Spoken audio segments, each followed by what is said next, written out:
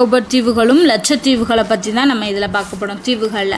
So first பார்க்க போகிறது அந்தமான் நிக்கோபார் தீவு. இது பார்த்திங்கன்னா வங்காள விரிகுடா கடலில் கலக்குது. ஓகேவா. அடுத்து பார்த்திங்கன்னா இதில் பார்த்திங்கன்னா மொத்தம் 572 தீவுகள் இருக்குது. பெருசு சிறுசுன்னு சொல்லி மொத்தம் 572 தீவுகள் இருக்குது. அதில் பார்த்திங்கன்னா இந்த 572 தீவுகளை வெறும் 38 தீவுகளில் மட்டும்தான் மனிதர்கள் வசிக்கின்றாங்க. ஓகேவா. அப்போ மற்ற தீவுகள்லாம் மனிதர்கள் வந்து வசிக்காத தீவுகளாக இருக்குது. ஸோ 38 தீவுகளில் மட்டும்தான் மனிதர்கள் வசிக்கிறாங்க. அதில் அந்தமானில் வந்து 20 தீவுகளும் நிக்கோபாரில் 18 தீவுகளும் மக்கள் வசிக்கிறாங்க. இந்த அந்தமான் நிக்கோபார் தீவோட மொத்த பரப்பு வந்து 8249 சதுர கிலோமீட்டர் கியூப். சரியா. 8249 சதுர கிலோமீட்டர் தான் இந்த மொத்த பரப்பு. ஸோ பெரிய அந்தமானுக்கும் சிறிய அந்தமானுக்கும், அதாவது அந்தமானே ரெண்டாக பிரிக்கிறாங்க, பெரிய அந்தமான் சிறிய அந்தமான். அது ரெண்டுக்கு இடைப்பட்ட கால்வாய் பார்த்திங்கன்னா டங்கன் கால்வாய் அப்படிங்கிற கால்வாயில் அதுதான் வந்து ரெண்டையும் பிரிக்குது, பெரிய அந்தமான் சிறிய அந்தமான். ஸோ டங்கன் கால்வாய், டங்கன் பேசேஜ். அடுத்து பார்த்திங்கன்னா அந்தமான் மற்றும் நிக்கோபர் தீவுகளுக்கு இடையே செல்லக்கூடிய அட்சரேகை என்னென்னா 10 டிகிரி வடக்கு அட்சரேகை வந்து ரெண்டுக்கும் இடையில செல்லுது, அந்தமான் நிக்கோபார் தீவுகளுக்கு இடையில். ஸோ இதுதான் வந்து நம்ம அந்தமான் நிக்கோபார் தீவை பற்றி தெரிஞ்சுக்க வேண்டியது. அடுத்து பார்த்திங்கன்னா லட்சத்தீவுகள் பார்த்திங்கன்னா இதில் லட்சத்தீவு, மினிக்காய் மற்றும் அமின் தீவு, இந்த தீவுகள் எல்லாமே அரபிக்கடலில் கலக்குது. ஸோ இது வந்து அந்தமான் நிக்கோபார் வந்து வங்காள விரிகுடாவில் கலக்குது. இந்த லட்சத்தீவு, மினிக்காய் மற்றும் அமின் தீவுகள் எல்லாமே அரபிக்கடலில் கலக்குது. அப்புறம் இதில் மொத்தமே 27 தீவுகளில் தான் இருக்குது. ஆனால் இங்கே வந்து 572 தீவு இருக்குது. இங்கே வெறும் 27 தீவுகள் தான் இருக்குது. அதில் 11 மட்டும்தான் மனிதர்கள் வசிக்கிறாங்க. இந்த லட்சத்தீவோட தலைநகர் வந்து கவராட்டி அப்படிங்கிற தீவுக்கும் இந்த மினிக்காய் தீவுக்கும், இந்த கவராட்டிக்கும் மினிக்காய் தீவுக்கு இடையே பார்த்திங்கன்னா 9 டிகிரி வட அட்சரேகை வந்து செல்லுது. அங்கே பார்த்திங்கன்னா 10 டிகிரி வட அட்சரேகை செல்லுது, இங்கே 9 டிகிரி வட அட்சரேகை செல்லுது. ஸோ இந்த 2 தீவுகள் தான் நம்ம இந்தியாவுக்கு பக்கத்தில் இருக்கக்கூடிய தீவுகள். அடுத்து பார்க்க போகிறது வன உயிரியல் சரணாலயம். ஸோ வன உயிரியல் சரணாலயம் வந்து இந்தியாவில் எங்கெங்கே இருக்குது அப்படிங்கிறது தான் பார்க்க போகிறோம். ஸோ தமிழ்நாட்டில் பார்த்தோம் அப்படின்னா முதுமலை வந்து யானைகள் சரணாலயம், முண்டந்துறை, அப்புறம் களக்காடு, ஆனைமலை, கிண்டி. ஸோ இந்த 5 சரணாலயம் மட்டும்தான் வந்து தமிழ்நாட்டில் இருக்குது. முதுமலை வன உயிரியல் சரணாலயம். சரியா. முதுமலை, முண்டந்துறை, களக்காடு, ஆனைமலை, கிண்டி.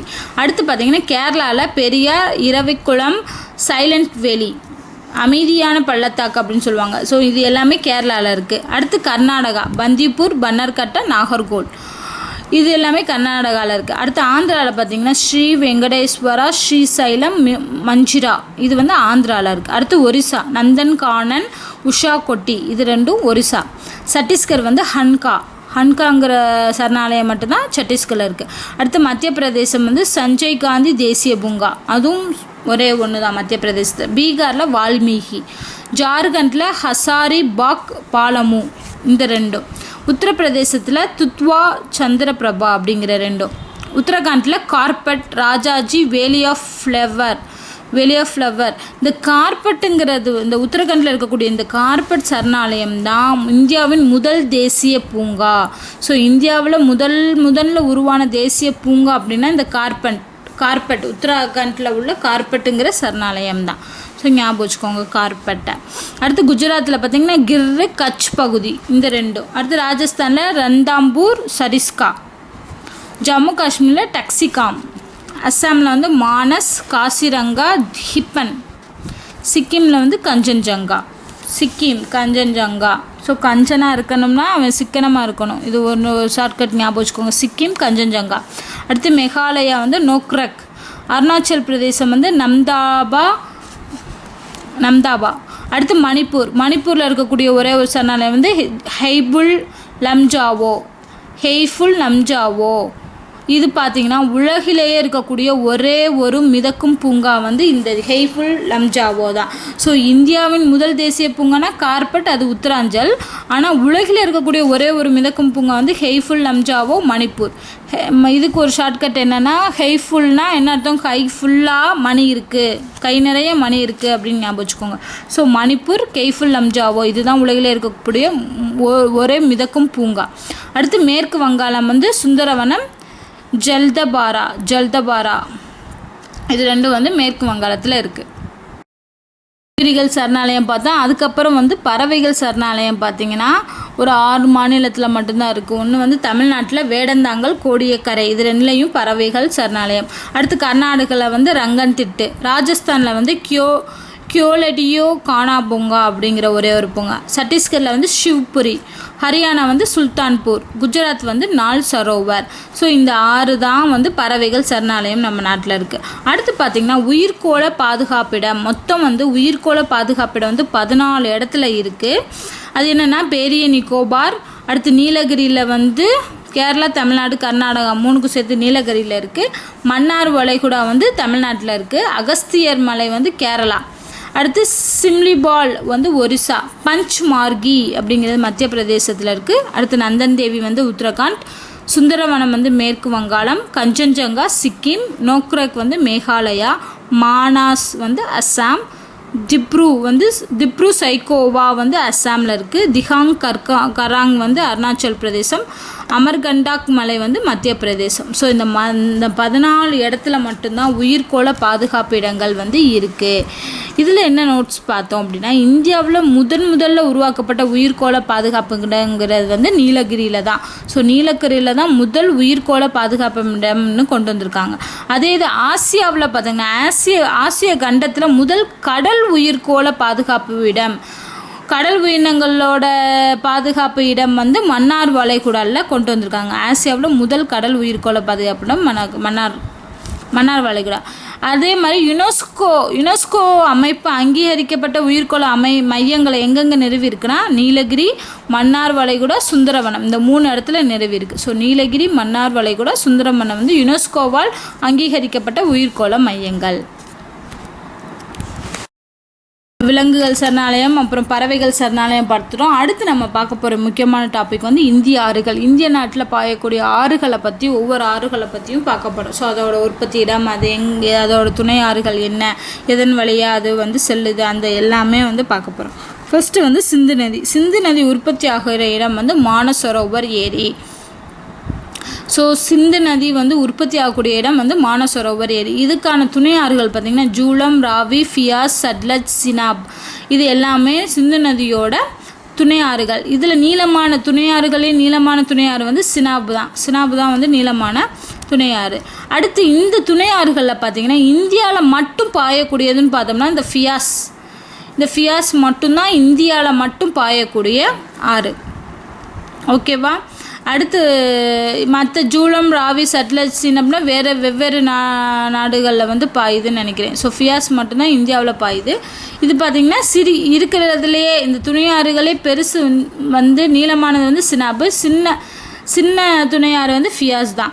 அடுத்து வந்து இந்த ஊலாறு ஏரி வழியாக செல்லக்கூடியது வந்து ஜூலம் வந்து எந்த ஏரி வழியாக செல்லுதுன்னா ஊலாறு ஏரி வழியாக செல்லுது. அடுத்து ஃபியாஸ் நதி வந்து, இந்த ஃபியாஸ் நதி இருக்குல்ல, இது சட்லஜ் நதியோட இணையும் இடம் வந்து ஹரிக்கே அப்படின்னு சொல்கிறாங்க. ஸோ இதுதான் வந்து சிந்து நதியை பற்றி நம்ம பார்க்கக்கூடியது. அடுத்து வந்து பிரம்மபுத்திரா உற்பத்தி ஆகக்கூடிய இடம் வந்து சேமங்டங் ஏரி, மானசரோவர் ஏரிக்கு அருகில், இந்த மேலே சொன்னோம் இல்லையா மானசரோவர் ஏரி, அதுக்கு அருகில் உள்ள ஏரி தான் வந்து சேமங்டங் ஏரி. இந்த இடத்துல தான் வந்து பிரம்மபுத்திரா நதி வந்து உற்பத்தி ஆகுது.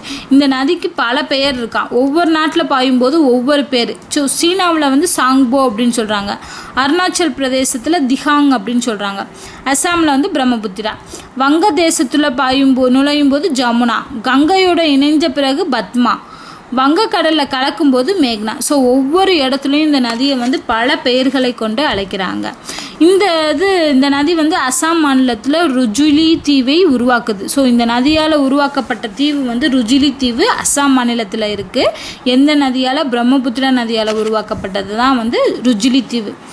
இது உலகிலேயே ஆற்றினால் உருவாக்கப்பட்ட மிகப்பெரிய தீவு. ஸோ வேர்ல்டுலேயே வந்து ஆற்றினால் உருவாக்கப்பட்ட மிகப்பெரிய தீவுங்கிறது ருஜுலி தீவு தான். அது வந்து அஸ்ஸாம் மாநிலத்தில் இருக்குது. எந்த நதியால் உருவாக்கப்பட்டது அப்படின்னா பிரம்மபுத்திரா, ஞாபகம் வச்சுக்கோங்க.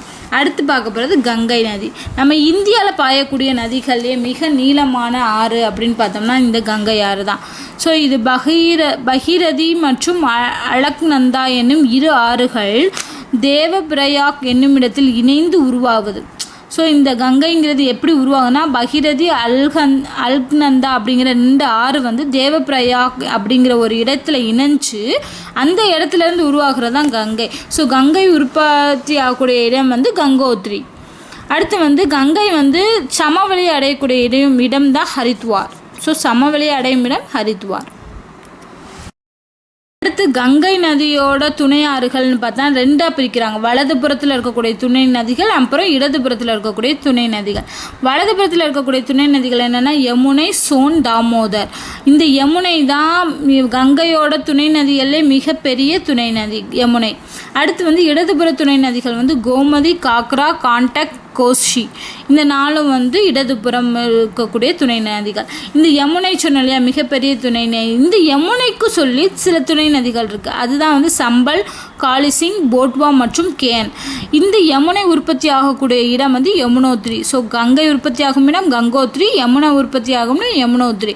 இந்த கங்கையும் யமுனையும் ஒரு பாயிண்டில் இணையுது. அந்த எந்த ஊரில், எந்த மாநிலத்துனா அலகாபாத்தில். ஸோ கங்கையும் யமுனையும் இணையக்கூடிய இடம் அலகாபாத். ஓகேவா? இதுதான் வந்து கங்கையை பற்றி நம்ம தெரிஞ்சுக்கிட்டது. அடுத்து மகாநதி. மகாநதி உற்பத்தி ஆகக்கூடிய இடம் வந்து பஸ்தர். இது வந்து ஒரிசாவில் பாயுது மகாநதி. அடுத்து கோதாவரி. கோதாவரிங்கிறது வந்து நம்ம தீபகற்ப ஆறுலேயே மிக நீளமான தீபகற்ப ஆறு வந்து கோதாவரி. ஆனால் ஜென்ரலாக மிக நீளமான நதி எது, மிகப்பெரிய நதி எது அப்படின்னு பார்த்தா நம்ம கங்கை தான் பார்த்தோம். ஸோ இந்தியாவின் நீளமான ஆறு வந்து கங்கை. ஆனால் தீபகற்ப இந்தியாவில் மிக நீளமான ஆறு வந்து கோதாவரி. உற்பத்தி பார்த்திங்கன்னா ஹரியம்பக் அல்லது நாசிக் இந்த இடத்துல தான் வந்து கோதாவரி உற்பத்தி ஆகுது. இதோட துணை ஆறுகள் வந்து வார்தா, இந்திராவதி, சபரி, மஞ்சிரா, பென்கங்கா, வெயின்கங்கா. ஸோ இது எல்லாமே வந்து கோதாவரியோட துணை ஆறுகள். அடுத்து வந்து கிருஷ்ணா நதி உற்பத்தி ஆகக்கூடிய இடம் வந்து மகாபலேஸ்வர், மேற்கு தொடர்ச்சி மலையில் உருவாகுது கிருஷ்ணா. இதோட துணை ஆறுகள் கட்பிரபா, மலபிரபா, துங்கபத்ரா, பீமா, முஷி, கொய்னா. ஸோ இது எல்லாமே கிருஷ்ணாவோட துணையாறுகள். அடுத்து வந்து காவேரி தான் வந்து நம்ம தமிழகத்தோட நீளமான நதி. ஓகேவா? தமிழகத்தின் நீளமான நதினா காவேரி தான். இது உற்பத்தி ஆகக்கூடிய இடம் பிரம்மகிரி மலை அல்லது குடகுமலை அல்லது தலைக்காவிரி அல்லது மொர்க்காரா. ஸோ இதில் ஏதாவது ஒன்று தான். ஒன்று பிரம்மகிரி மலை அல்லது குடகுமலை அல்லது தலைக்காவிரி அல்லது மொக்காரா. இந்த காவிரியோட துணையாறுகள் பார்த்திங்கன்னா பவானி, அமராவதி, நொய்யல், ஹேமாவதி, கபினி. ஸோ இது எல்லாமே வந்து காவிரியோட துணையாறுகள். நர்மதை வந்து பார்த்திங்கன்னா மேற்கு நோக்கி பாயக்கூடிய நீளமான ஆறு நர்மதை தான். ஆறு வந்து எதில் கடந்துருது? அரபிக்கடலில் கலக்குது. மேற்கு நோக்கி பாய்ஞ்சிச்சுன்னா கண்டிப்பாக அரபிக்கடலில் தான் கலக்கணும். அடுத்து பார்த்திங்கன்னா இது உற்பத்தி ஆகக்கூடிய இடம் அமர்கண்டாக் பீடபூமி, மைக்கால் மலை அப்படின்னு சொல்கிறாங்க. அந்த இடத்துல தான் வந்து நர்மதை மலை உற்பத்தி ஆகுது, நர்மதை நதி வந்து உற்பத்தி ஆகுது. அடுத்து தபதி வந்து என்னென்னா இதுவும் அதே தான், மேற்கு நோக்கி பாய்ந்து அரபிக்கடலில் கலக்குது. இது உற்பத்தி ஆகக்கூடிய இடம் வந்து மகாதேவ் குன்றுகள் அல்லது முல்தாய் குன்றுகள் அப்படிங்கிற குன்றுகளில் தான் தபதி உருவாகுது. ஸோ இதோட பார்த்திங்கன்னா இந்திய ஆறுகள் வந்து முடிஞ்சிருச்சு. ஓகேவா? அடுத்து பார்த்திங்கன்னா இந்த ஆறுகள் பாயுது இல்லையா, இதோட துணை ஆறுகள் பாயுது இல்லையா, அந்த இடத்துல என்னென்ன மாதிரியான டேம் கட்டியிருக்காங்க. ஸோ அணைக்கட்டுகள் தான் பார்க்க போகிறோம். இதில் பார்த்திங்கன்னா ஜூலம் வந்து எது ஃபஸ்ட்டு சிந்து நதியோட துணை ஆறு ஜூலம், சினாப், ராவி, ஃபியாஸ், சட்லஜ். சரியா? ஜூலம்ங்கிறதுல வந்து துல்புல், ஊரி அப்படிங்கிற 2 அணைக்கட்டுகள் கட்டியிருக்காங்க. அடுத்து சினாப்ல சலால், பக்லிஹர் அப்படிங்கிற 2 அணைக்கட்டு. ராவியில் வந்து தெயின் இல்லது ரஞ்சித் சாகர் அணை அப்படின்னு சொல்லுவாங்க ராவியில். ஃபியாஸில் போங் அப்படிங்கிற டேமு. அடுத்து சட்லஜ் வந்து பக்ரானங்கல். இந்த பக்ரானங்கல் அப்படிங்கிறது தான் இந்தியாவின் உயரமான டேம். ஸோ இந்தியாவின் உயரமான அணைக்கட்டு எதுனா பக்ரானங்கல், சட்லஜ் நதியை குறுக்கே கட்டப்பட்டது. ஸோ பகீரதி வந்து பகீரதி ஆற்றின் குறுக்கே தெக்ரி அப்படிங்கிற அணைக்கட்டு கட்டியிருக்காங்க. மகாநதியின் குறுக்கே ஹிராக்குட். அடுத்து கிருஷ்ணாவின் குறுக்கே நாகார்ஜுனா சாகர், அலமாட்டி அப்படிங்கிற 2 டேம் கட்டியிருக்காங்க. காவிரியின் குறுக்கே பார்த்தீங்கன்னா கிருஷ்ணராஜசாகர் அணையும் கபினி, ஸ்டான்லி, மேட்டூர் அணையும் கட்டியிருக்காங்க காவிரியின் குறுக்கே. நர்மதை வந்து சர்தார் சரோவர். தபதிக்கு குறுக்கே உஹாய், காக்ரா பாரா. சம்பல் அப்படிங்கிற நதிக்கு குறுக்கே வந்து காந்தி சாகர், ஜவஹர் சாகர், ராணா பிரதாப் சாகர் அப்படிங்கிற அணைகள் வந்து கட்டியிருக்காங்க சம்பல். ஸோ இதுதான் வந்து முக்கியமான டேம். அடுத்து வந்து இந்தியாவில் முதல்ல உருவாக்கப்பட்ட பல்நோக்கு திட்டம் என்ன அப்படின்னா தாமோதர் திட்டம்ங்கிறது தான் வந்து முதல்ல உருவாக்கப்பட்ட பல்நோக்கு திட்டம். இந்த திட்டம் வந்து எந்த அடிப்படையில் அமைக்கப்பட்டுச்சுன்னா அமெரிக்காவோட டென்னிஸ் பள்ளத்தாக்கு அந்த திட்டத்தை அடிப்படையாக வச்சு தான் இந்த திட்டத்தை வந்து உருவாக்கியிருக்காங்க. அடுத்து பார்த்திங்கன்னா நம்ம இந்தியாவில் மிக நீளமான பாலம் ஒன்று வந்து இப்போ சமீபத்தில் கட்டியிருக்காங்க. அது என்னன்னா தோலா சடியா அப்படிங்கிறது தான் அந்த பாலம் பேர். இந்த பாலம் வந்து பிரம்மபுத்திரா ஆற்றோட நடுவில் கட்டியிருக்காங்க. இது அசாமுக்கும் அருணாச்சல் பிரதேசத்துக்கும் இடையில இந்த பாலம் வந்து போகுது. ஸோ தோலா சடியாங்கிறதா மிக நீளமான பாலம். இதோட நீளம் வந்து 9.15 கிலோமீட்டர் நீளம் வந்து இருக்குது. தோலா சடியா அசாமுக்கும் அருணாச்சல் பிரதேசத்துக்கும் இடையில இருக்குது. இது வந்து பிரம்மபுத்திரா ஆற்றின் நடுவில் கட்டப்பட்ட பாலம்.